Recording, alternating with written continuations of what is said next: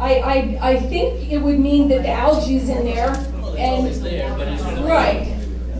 But nonetheless, it's always there. And you know, part of the problem here is that I won't say we've been lied to, but we've been lied to.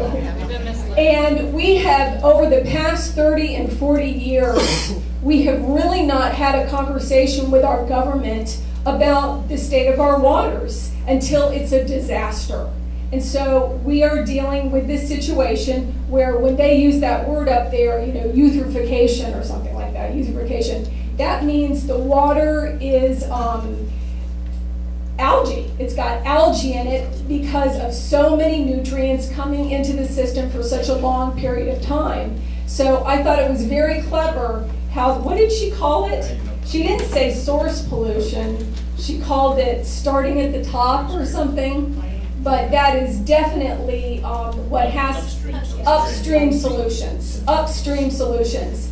That is definitely where I hope to be focusing, and I hope you'll come to the next meeting. They're not going to have a RAC anymore for maybe until the end of the year. There will be workshops the day before the meetings, and I thought it was incredible. There were 3 different times for public comment. You could feel in the room that people were not as angry as they've been in the past. But who knows? That was only the first meeting. So thanks. Thank you, Jackie.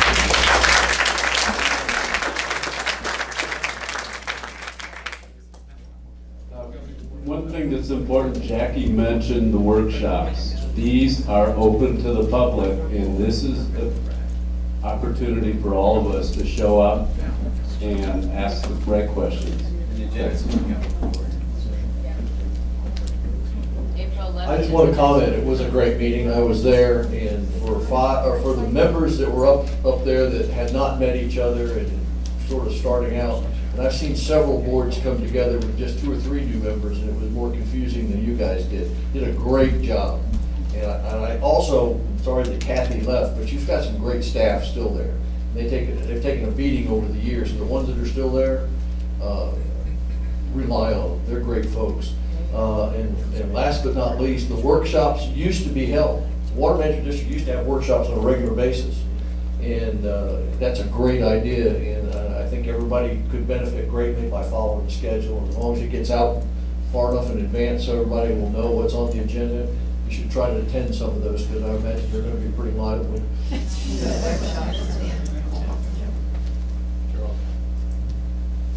I also attended the meeting, and I would like to point out one thing that everyone should be aware of. The person who suggested restarting the workshops was our own Jackie.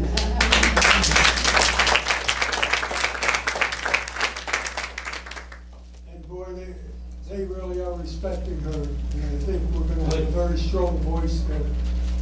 The other things, most of the public input went to 2 directions. One is, of course, participation in developing the LOSM, the LORS replacement, which is incredibly important. And the other thing is increased flexibility for the Army Corps in managing the water levels in the lake, and increased cooperation between the Corps and the South Florida Water Management District, which really looks like it's going to happen. So things are changing, things are looking up, and we've got a much better environment to try to influence.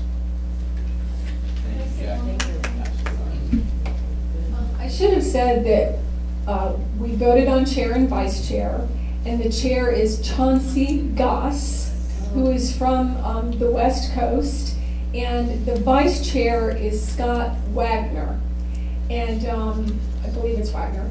And he's from Palm Beach, and they both, Chauncey is really soft-spoken, so I think that had a good effect on things, because he's just really, he doesn't ignite things, he's very like business, intellectual, scientific type, so he had a really good presence. And then Scott was just asking these questions. I was like, at the end I go, were you a mathematician? I mean, he just knew the numbers and was asking specifics about phosphorus and water conservation areas. So I think you have two very good people lined up. One thing, I read yesterday that the ethics committee or whatever approved Ron Bergeron for the board. So I don't know whether that's good or bad. But I don't think it's final yet, but it looks like it'll happen. I thought another good thing is that public comment, didn't you guys agree to have public comment at the beginning? 3 times. Yes. So we all don't have to sit there, no offense, and wait Sure. to the end. I love to hear what you all have to say, but. I think we're incredibly lucky to have And Drew Jackie. Bartlett, you probably heard Drew Bartlett is the new executive director, and he is putting together his team. And you know, the main thing is you guys, you know, and I find this in myself too. It's great to have all these new people, and it's great that I'm on the board, but the last thing you want to be is comfortable. You know, the last thing you want to be is comfortable. Now that you have all these new people, this is the time to really push politely, intently, and you know, having done your homework. But I don't want to be so happy that like I'm not being my normal self and making sure that things are going in the right direction.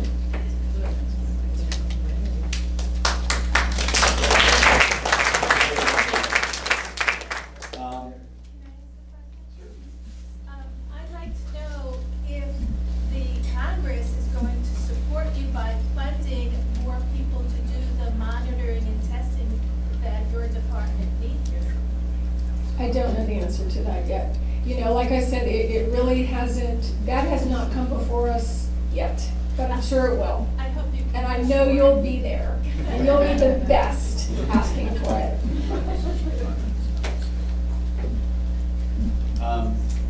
If Paul Gray's not here, do we have an update yet? Do you want to? Yeah, just briefly, I don't think I need the microphone unless you speak loud. Yeah. Hi, my name's Doug Gaskin. Paul couldn't be here today, so he asked me to come in his place. And he asked me to talk about the lake level, and you've already heard that. But he also asked me to point out that getting that lake level down a little bit more is really important to regenerating the submerged aquatic vegetation in the lake. That's at something like 5,000 acres down to over 40,000 acres. And it plays such an important role in the ecosystem of the lake that if we can get it down a little more, the light will get to the bottom, the seeds will germinate, and it'll come back. So it's really important to keep going along that line. I wanted to say thanks to Dr. Paul for her presentation. I've been at this for about 3 months, and I've been working a lot with Paul, and I'm really humbled by how much I don't know. So it's good to hear those presentations and also the comments that you have. So thank you for helping me to learn and to hear what your concerns are, what the issues are. Final comment, I just wanted to say I did look at some of the first Water Management District meeting, and I just wanted to say thank you for the questions that you asked. You were on point. You talked about transparency. You talked about clarity in the materials that get put together and distributed. And it's so complicated. So those were really important questions. And if those things happen, I think it'll be easier for people to understand the information and then form opinions and help to give you feedback. So thank you. Thank you. Very much. Ms. Paul, it's really good to have you come in and share with us, and I hope to do it again. Any other state and federal agencies here? I don't see any. Well, yeah, we've got Riverkeeper and a couple other things. Yeah, ask Rubio's office to say something. Yeah. Yeah. I'd like to hear from him about the. I can say a few words. Tomorrow, I know that Senator Rubio and I believe also the governor and Senator Scott will meet at the lake tomorrow for review, re-asking for the $200 million to be fully put back in the budget. President put it down to 65. Still resides in the Congress, and Senator Rubio is on the Appropriation Committee and has requested full funding for all projects. And when the Army Corps had taken out C-23, 24 from South Indian River going south, Senator Rubio put that back into the Army Corps budget and said that's going to be fully funded. So we're still working on that, but hopefully the ask tomorrow is for the full $200 million back to to the agencies, Army Corps and South Florida. Thank you. John? Yeah, very briefly, Congressman Bass been working very closely, staffs with Senator Scott and Senator Rubio, and also yesterday you probably saw the press release. He initiated in his Transportation Committee capacity a new bill, the Local Water Protection Act. That increases funding from $70 million a year to $200 million a year in grants for local governments to look at exactly what we've been talking about here, the point source pollution, and study it and try and figure out how we can put an end to that. So that's good if that goes through, provide a lot of money for local governments. Great.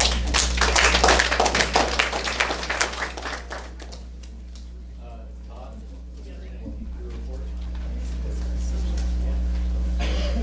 Hello, I'm Todd Weissing. I am the coordinator of the Speakers Bureau, and the reason that we have the Speakers Bureau is to take our message out to the public.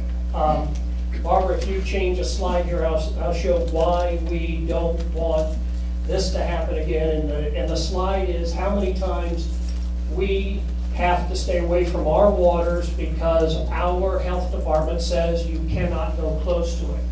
So what is the tie between the Speakers Bureau and this? We have to educate the public.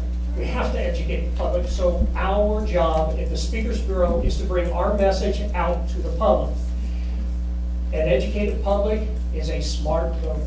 And that's how we're going to change this game. That's how we're going to change it. So let me give you an idea of who we've spoken with and who we're going to speak with in the near future. So far this year, we've spoken to, or we've been invited to visit with the Sons of the American Revolution, the American Association of University Women, the Indian River Plantation Homeowners Association, where we had probably 150 to 200 members there, and we were invited to speak. Palm City Presbyterians, Hilltoppers, Sunset Rotary up there in Port St. Lucie, and then the Treasure Coast chapter of Military Officers of America. Now, is that a diverse group of people? I'm going to tell you, I don't have a fishing club, I don't have anything. So why am I saying this? Think about it. I'm hoping one of you today, or two of you today, say, you know, my church has a Speakers Bureau, let's invite them in, or my fishing club, or anything like that. We want to bring our message out, we want to inform the public, and we want to change the votes. Is that strong? Okay, so Jim Harder had a meeting with the Ballantrae Ladies Anglers, and I'd like for him to tell you a little bit something about it. I bet that was a good meeting. Is there anybody here from the Ballantrae Ladies Anglers? Anyway. Oh. I wasn't at the lunch. You weren't at the luncheon. Shame on you. Oh, I tell you what, this luncheon was at the Ballantrae. Ballantrae is a big subdivision just south of Beth on the North Fork of the river. It's a beautiful place, and they started out with a cocktail meeting and party at one of the houses for 60 ladies of the Anglers Club. They were gorgeous. They were all dressed in their Hawaiian outfits. They had cocktails, and at that point, I gave a presentation to them about the Rivers Coalition. We then moved down the street, 2 houses, to another house where they had a luncheon. They had dining room tables set up in the first floor for 60 people. I mean, with formal Hawaiian wear. It was absolutely breathtaking to watch all this, and part of it was a fundraiser for the Rivers Coalition, and they presented with me an IOU, a token, or a check, which soon will be issued as soon as possible, if not already, for $2,500.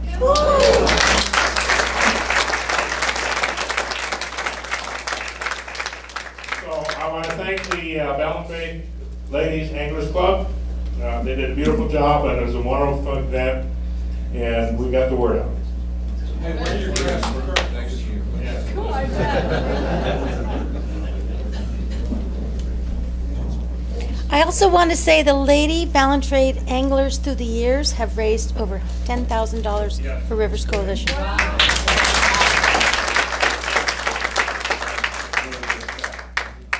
Nick, or who's getting the River Kids update? Nick. Yeah. Nick, you got the mic? And I think Becky will talk too. I first wanted to talk about Toxic Trail. Will Glover is the creator of Toxic Trail Run, which will be this summer. I'm not sure of the date, but next month we're going to be updated on that, and he will be here to talk about it.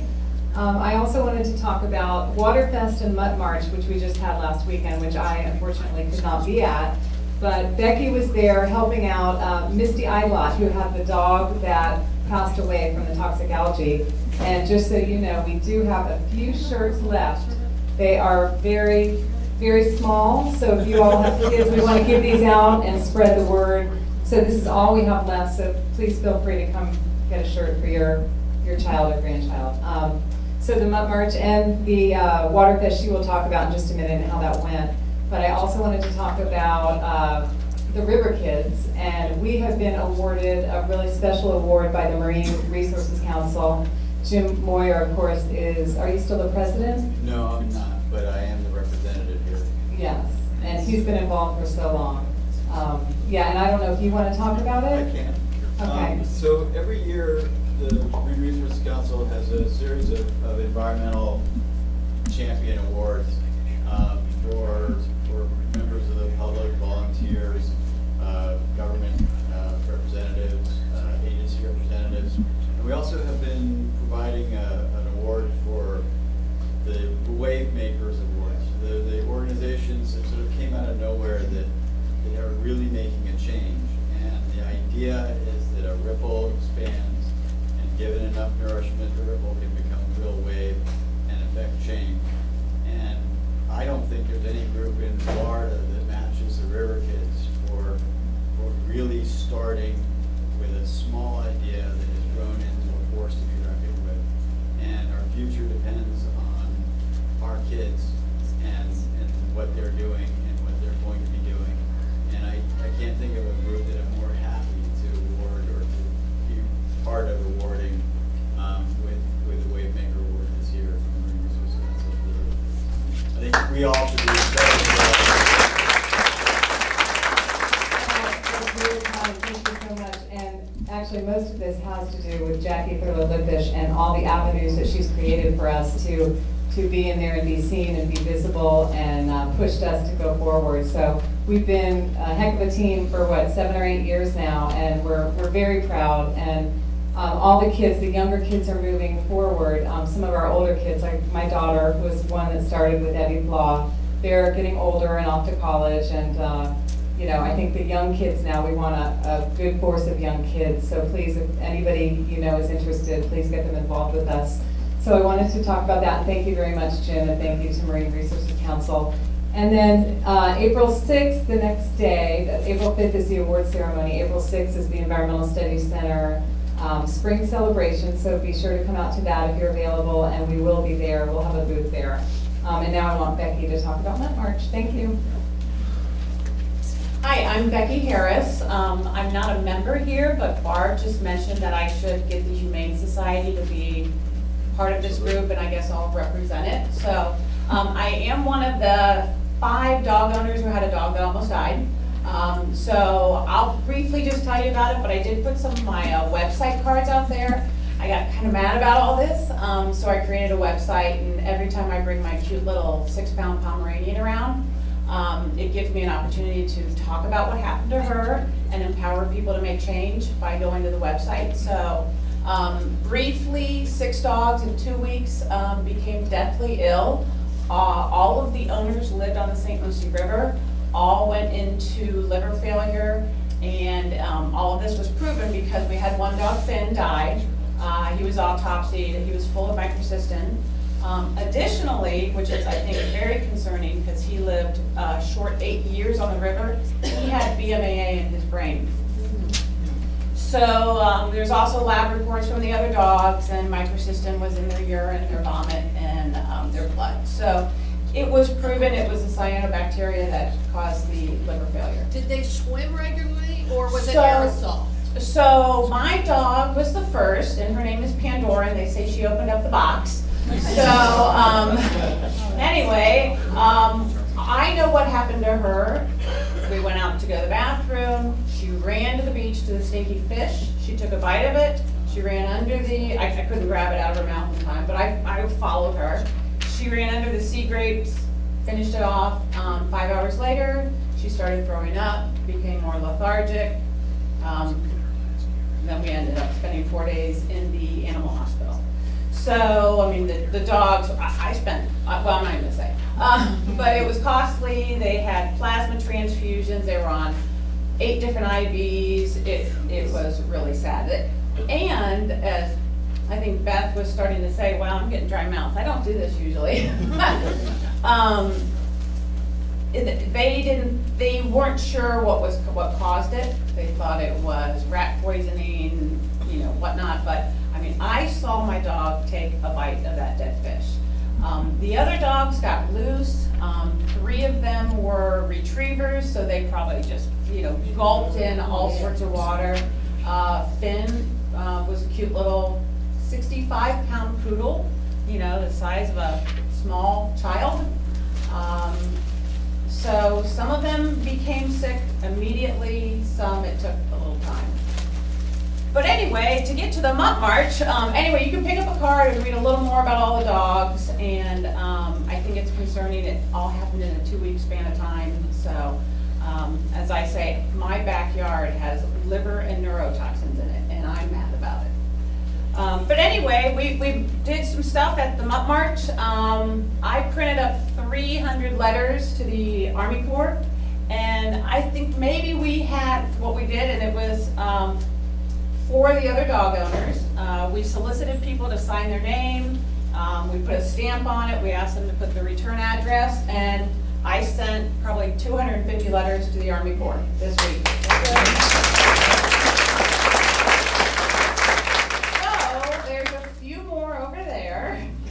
That if you guys grab the rest of them and put your own stamp on there, we're up to 300.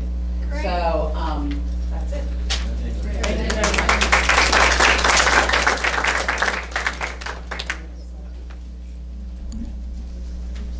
Jumping back to your federal side, I just want to mention one great event that's happening on April 17th. Senator Nelson and Senator Rubio proposed legislation to change the Hope Sound National Wildlife Refuge for U.S. Fish and Wildlife. That happens on the 17th for the renaming ceremony at 10 a.m.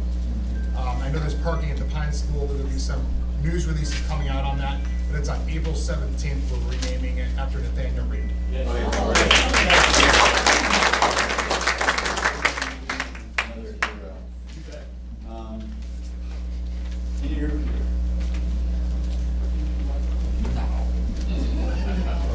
Good morning, evening, afternoon.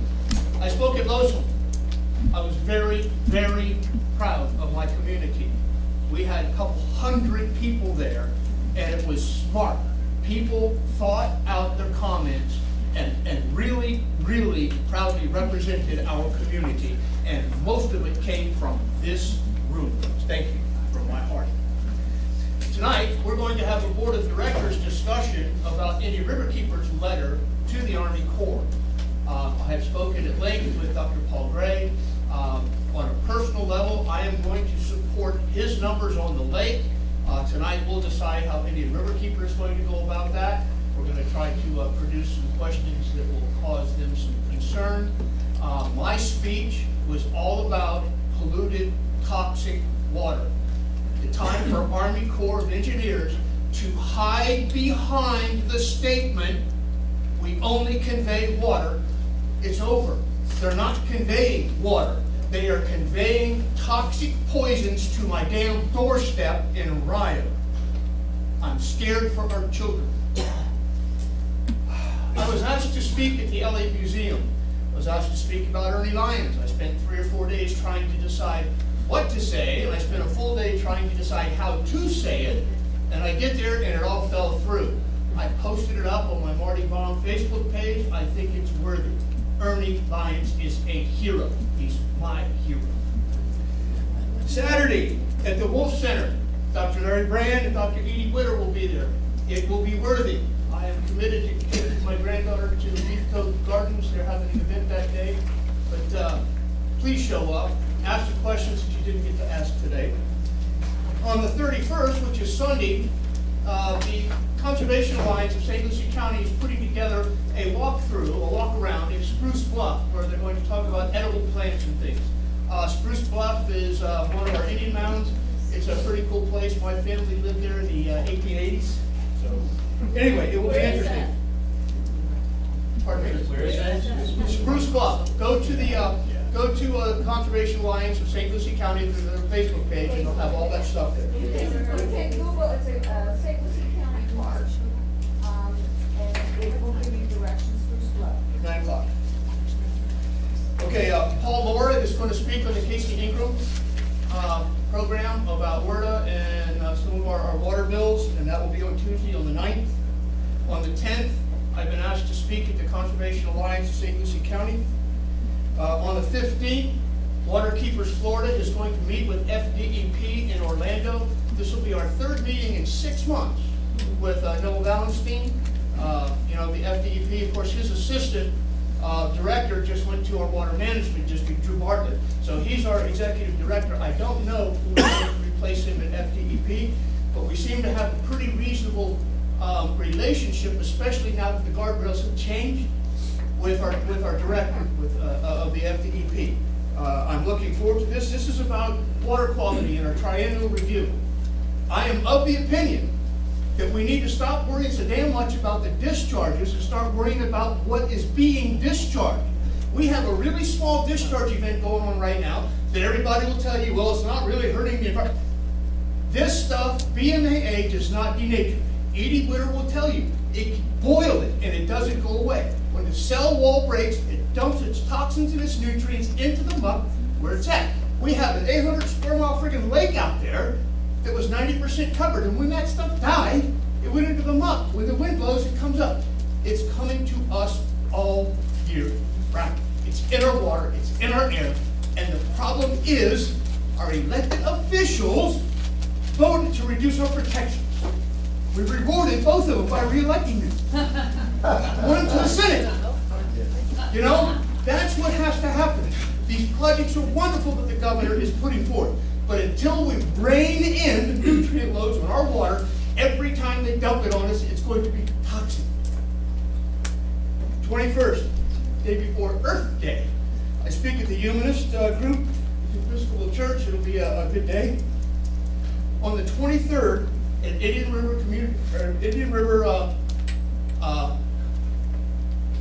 Commission meeting. Jeez, Marty. They're trying to put a pipeline under the Indian River Lagoon from Johns Island to the mainland. They want to pump gray water, sewer water, underneath our lagoon. Now, we fought this a couple times, beat them. They're back. They have money. We have not yet figured out what it is they want to do. If you go to the Marine Resource Council webpage, they have a call for action there, a petition that you can sign. These guys, MRC is doing great work up there on this thing. I would love to have a bunch of us go to that meeting on the 23rd of April. I'll have 3 seats in my truck that you can get into. All right, I'm serious. I'm going. I'm going to try to talk my whole damn board into going. It's important. There's no need to put a pipe under the river full of shit water. If it leaks, it will destroy the potable water supply for hundreds of thousands of people for a lifetime. But they don't care. They want to make a few bucks. So, thank you.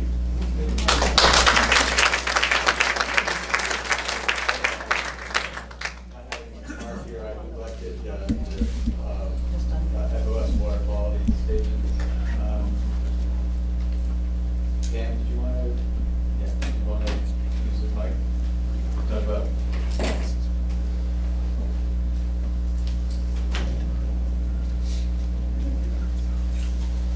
Thank you. After all we've heard today, I hesitate to say that we've given the water quality in the river a B grade, but I have to tell you, this is just based on several parameters. We don't have the capacity to look into nutrients and all the toxins. So based on the water clarity, salinity, and the oxygen levels, the river gets a B. When you say the river, you mean South Fork, North Fork? Yeah, North Fork, South Fork, and our local parts of the Indian River Lagoon. Overall. Yeah, so that's overall. Besides the normal sort of map page, grading page, that goes into the newspaper and is on our website, I do put out a slightly more extended report, which I send out by email. If you're interested in receiving this, I've left cards on the table there by the door. If you email me, send me your email address, I'll put you on a list and you get a weekly update.